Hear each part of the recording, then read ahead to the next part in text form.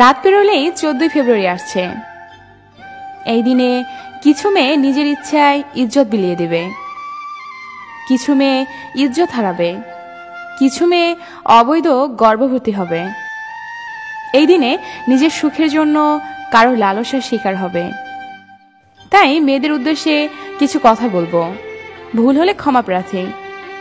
14 ফেব্রুয়ারি যদি আপনার বয়ফ্রেন্ড আপনার শরীর চায়, তাহলে তার হাতে 100 টাকা ধরিয়ে দিয়ে বলবেন, এই টাকা দিয়ে কোনো পতিতলায় গিয়ে নিজের চাহিদা পূরণ করে নে। আর ওই দিন ভালোবাসা নামক মিথ্যা সম্পর্কটার সমাপ্তি করে দিন। কেননা ভালোবাসা পবিত্র একটা জিনিস, সেখানে কোনো অপবিত্রতার জায়গা নেই। ভালোবাসা তো সেটা যেখানে সবার আগে মনকে বেশি প্রাধান্য দিতে হয়। যাকে আপনি মনটা দিয়েছেন তাকে একদিন দেহটাও দিতে পারবেন, তবে সেটা যেন বৈধ হয়। আর যদি তা না হয়, সম্পর্কটার নাম ভালোবাসা দিও না।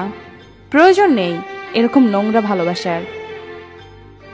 মেয়েদের উদ্দেশ্যে বলছি, আরে বোন, তোমরা তো বোকা, তোমাদের এইসব কুপ্রস্তাব দিলেই কেন রাজি হয়ে যাও? যদি মন থেকে কেউ তোমাকে ভালোবাসে, তাহলে সে তার জিএফকে কোনোদিন এই প্রস্তাব দিবে না। তাই তোমরা সবাই সতর্ক হও। আরে ভাই, শারীরিক সম্পর্ক করলেই ভালোবাসা হয়ে যায়, তাছাড়া হয় না।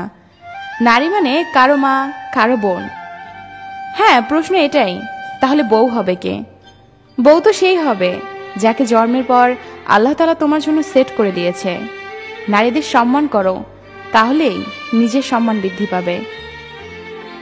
আল্লাহ তাআলা এটা বলেছেন, বিয়ের আগে যে অবৈধ সম্পর্ক করবে তার জন্য জান্নাত হারাম হয়ে যাবে। আরো বলেছেন, যে যেমন কর্ম করবে সে তেমনই ফল পাবে, ভবিষ্যতে ভালো কাজ অথবা খারাপ কাজ। অবশেষে একটা কথাই বলে রাখবো, পেট ভরে গেলে মানুষ আর খাবার খেতে চায় না, ঠিক তেমনি প্রয়োজন ফুরিয়ে গেলে সেও আপনাকে কাছে চাইবে না। সবাই সতর্ক হন, কেউ যদি 14 ফেব্রুয়ারি দিন প্রতারণার শিকার হবেন না। কেউ মাইন্ড করবেন না, যেটা সত্যি সেটাই বললাম। সবাইকে অসংখ্য ধন্যবাদ কষ্ট করে ভিডিওটি দেখার জন্য। ভালোবাসি, কিন্তু ভালোবাসি।